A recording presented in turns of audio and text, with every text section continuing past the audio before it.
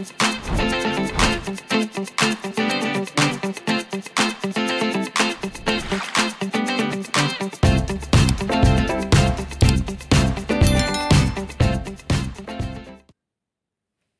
عليكم البنات، شخباركم؟ لاباس عليكم؟ بخير؟ نتمنى كلكم تكونوا بخير وعلى خير.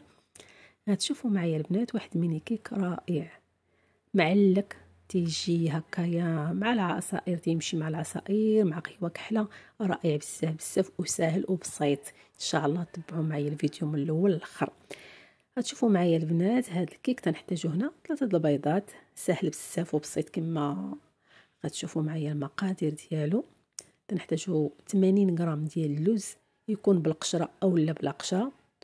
تنحتاجو هنايا كولي ديال الفخيز، وواحد المعلقه كبيره ديال الكركاع، ومعلقه ديال قشور ديال البرتقال. ساهلين بزاف هاد ميني كيك، هكا تيكونوا في مذاق مختلف ولو هما لاباس ديالهم شوكولا. وغنحتاجو البنات هنا عندي 200 غرام ديال الشوكولات من النوع الجيد، دابا نوري لكم النوع ديالو. وعندي 100 غرام ديال الزبده، تندوب الشوكولات 200 غرام ديال الشوكولات مع 100 غرام ديال الزبده. تقولوا لي النوع ديال الزبده، النوع ديال الشوكولات. النوع ديال الشوكولات غادي نوريه لكم في الاخر ديال الفيديو. والزبده ديروا الزبده هي 100 غرام، ماشي شي حاجه كثيره، ديروا النوع الجيد باش يكون المذاق زوين. صافي البنات، واللي ما عندوش وباغي يخدم بالشوكولات العادي، الزبده غير العاديه، المهم غير يجرب، ماشي مشكل، المذاق تيكون مختلف وصافي. صافي البنات، هنايا تناخد ذوبنا الزبده والشوكولات، خليناهم يكونوا دافيين، مش ما يكونوش سخان، ونخلطهم يكونوا دافيين. تندوب الزبده والشوكولات ونخليهم يكونوا دافيين. عندي هنا 3 البيضات، تنطربهم هكا هي بالفوي. كما قلت لكم هذا الكيك هذا راه ساهل، ما تحتاج لا طراب الكهربائي، لا ممكن هي هكايا بالفوي ديال اليد، بالفرشيط، معلقه، اي حاجه، المهم ساهل بزاف. كما درتو ليه ناجح وتيجي معلك وتيبقى معاكم اسبوع في الثلاجه، ممكن تحتفظوا به في الكونجيلاتور حتى شهر، تيبقى مزيان بزاف بزاف. وكما قلت لكم تيمشي مع هكايا، تدخلوا هذا الكيك مع لي صواغي، تيمشوا مع العصائر، تيمشوا مع قهوه كحله، هكايا تيجي زوين ولذيذ ومنعش. صافي البنات، تنخلط هاد اللوز مع البيض كما تتشوفوا، يتخلطوا لي هكايا هاد العناصر مزيان. صافي كما قلت لكم هكايا هو بالشوكولات، ولكن هكايا نعطوه واحد كل شكل غيكون مذاق مختلف. صافي عندي الشوكولات والزبده راهم دابوا ودافيين، ما نديرهمش سخان على البيض باش ما يطيبش ليا داك البيض. كما شفتوا البنات ذوبتهم وخليتهم هكايا حتى يكونوا دافيين. غناخد اما الشوكولات نخويه على البيض واللوز، اما اللوز هو اللي نخويه على الشوكولات بحال بحال. صافي غنخلط شويه بشويه باش يتخلط ليا مزيان. كما البنات ما عنديش هنا في هذا الكيك الطحين، ما فيش الزيت، راه بسيط بزاف كما تتشوفوا، ما فيش شي حاجه اللي هي كثيره، وتيبقى لذيذ. الناس العشاق الشوكولات رائع. وهكايا كما غادي تشوفوا معايا، غادي نعطيهم هكايا كل شكل، غنعطيه واخا لاباس ديال الشوكولا، غنعطيه مذاق هكايا مختلف، كل شكل مختلف على الاخر. صافي البنات، تنخلط هاد المكونات كما شفتوا مزيان.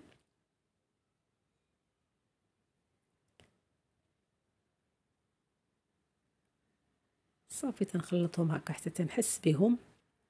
البنات هنا واحد ملاحظه، نسيت، عبرت هنا 80 غرام ديال السنيده، ما حطيتهاش في البلاطو، نسيتها. هاد 80 غرام البنات ديروها مع البيض، هي الاولى مع البيض. راني الساعه لله راني نسيتها، ما حطيتهاش قدامي في البلاطو، صافي نسيتها. فاش تقلبت عاد بانت لي معبوره ومحطوطه.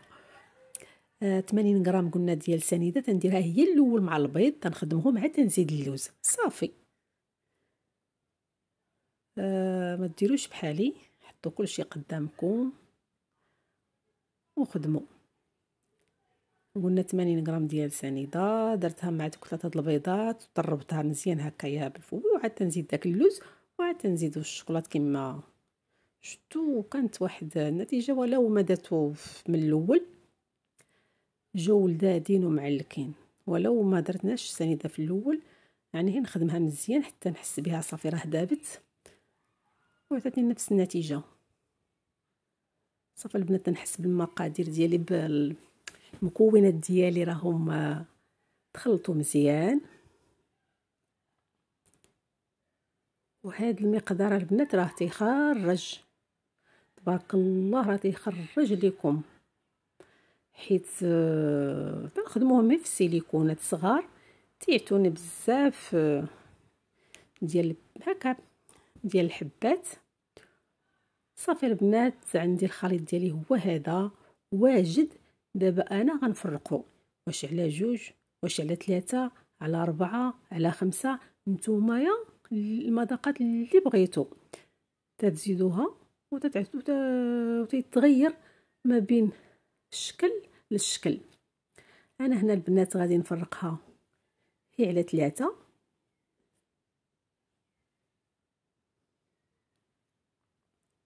صافي. هنا عندي واحد، تناخذ واحد المعلقه ديال فخومبواز، يكون فخيز، اي فاكهه الحمراء تديروها تعرفوا تتواتى مع الشكلاط، تعطي واحد المذاق واعر. تعرفوا فخومبواز فيه مذاق زوين، فخيز حتى هو. صافي الشكل الثاني غادي نزيد ديك المعلقه الكبيره ديال الكركاع صهدتو هكا وضربتو غير بالدلاك، وتنزيدو تعرفوا الشكلاط مع الكركاع تيجي لذيذ بزاف. والشكل الثالث تنزيد واحد المعلقه ديال قشره ديال البرتقال، تعرفوا البرتقال مع الشكلاط تيجي رائع. صافي البنات 3 اشكال ديال الكيك ب3 النكهات لاباز واحد.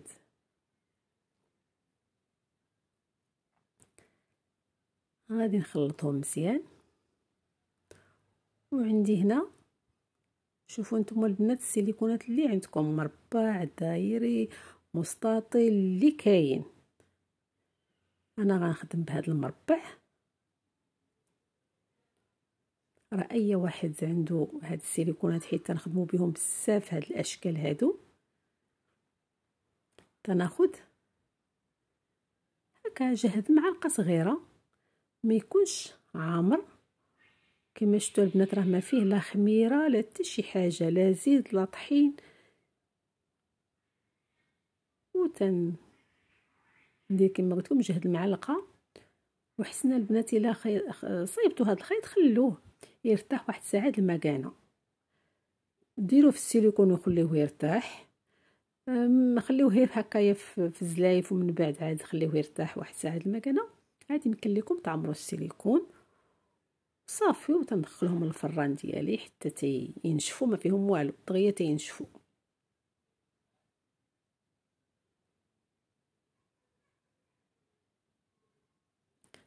كما شفتوا البنات الشكيلات ديالنا دخلناهم الفران، ما كما شفتوا راهي الشوكولاط واللوز هذاك البيض صافي اللي هكا تيطيب، تيجيو كما قلت لكم معلكين،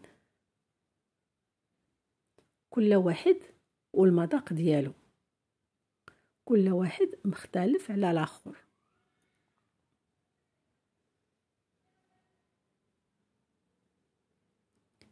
صافي هنايا غادي ناخذ واحد الشكل اخر ما حطيتو.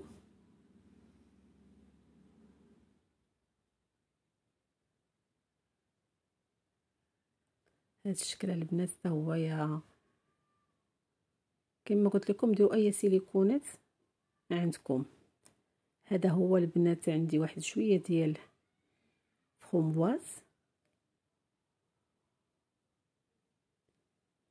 هذا هو اللي انا درت فيه ديك معلقه كبيره ديال، ممكن ديروه كوفيتير وديروا النكهات، ماشي مشكل. هنا الا ما كاينش الكولي ماشي مشكل، تيكون عندكم الكوفيتير ديروا واحد المعلقه وديروا واحد شويه ديال النكهه ديال فرومبواز او فريز صافي تقضيو الغرض.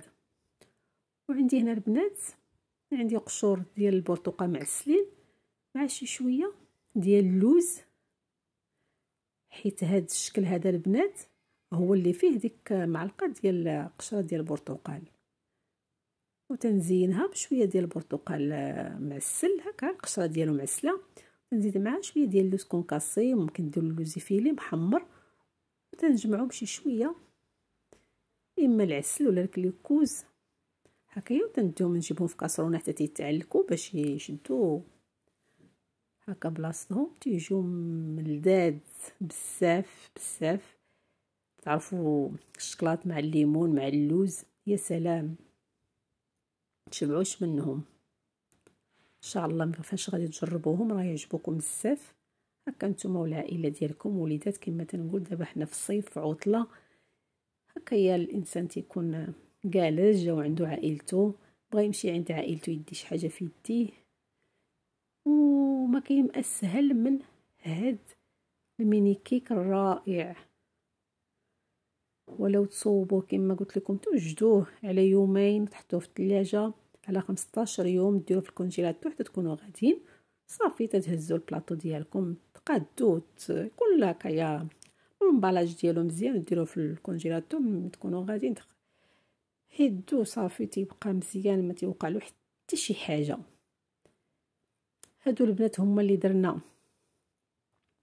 شي وحدين غادي نزينهم هكايا بهاد الشكلاط. هادو البنات اللي درنا فيهم ديك المعلقه ديال الكركاع، خدمتو كما قلت لكم باي سيليكون. بغيتو ديروا ليه الشكلاط هكايا ديروه يجي منيضر زوين، وحتى في البلاطو تيكون هكايا مبهج. تعرفوا الوليدات تيبغيو الشوكولا. وعندي هنايا شويه د الكركاع مزهد مع شويه، ممكن ديروا الكراميل ديال الدار، ممكن ديروا نسلي كراميل اللي كاين. هذا انا عندي هاد الكراميل ديال الدار، ان شاء الله مره اخرى نخدم شي حاجه به وندير عليه فيديو ان شاء الله باش الحاجه تتقام عليكم هكايا رخيصه. الحوايج اللي تيتصايبوا في الدار ما تشريو كلشي تشريوه حتى شويه تيتقام غالي، ولكن ملي تصايبوا بحال هكايا الكراميل في الدار شويه تيكون اقتصادي. وراه كاين عندي بعض لي فيديوهات اللي فيهم الكراميل حتى نشوف اش من شنو اللي خدمت، ونحط لكم الرابط ديالو. صافي البنات تيجي يا سلام كراميل مع الكركاع مع المذاق الشكلاط، تيجي معلك وبنين كما قلت لكم. تيمشي هكا مع قهوه كحله، تيمشيو مع العصائر، تيجيو لذاذ بزاف بزاف. صافي البنات هادو هما الشكيلات ديالنا، انا باغيه نقطعهم لكم باش تعرفوا ديك التعليكه، حيت هذا ماشي كيك عادي بحال الشكل ديال اللي في لونسي وحسن هكا التعليكه ديالو واللذه ديالو كما قلت لكم. فاش غادي ان شاء الله ديروه غيعجبكم وسهل بسيط.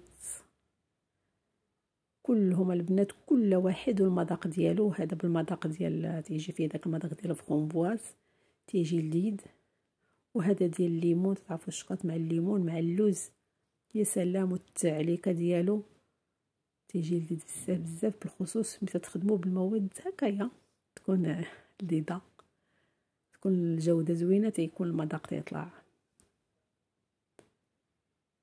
البنات تسولوني على الشكلاط، هذا البنات يتقام رخيص ولذيذ بزاف بزاف. تيتقام هكايا كما شفتوا 72 ديال الكاكاو اللي فيه، وتيتقام رخيص. تيعجبني بزاف تنخدم به. وهكا تيجي البلاطو ديالنا. نتمنى يعجبكم وتجربوه، وما تنساوناش مصالح الدعاء. وشكرا لكم، الله يخطيكم على دوك الدعاء وقد الخير. شكرا للناس اللي تتعرفني واللي ما تتعرفني وتتشجعني. شكرا البنات، الله يخطيكم. بسلامة عليكم، الى الفيديو القادم ان شاء الله.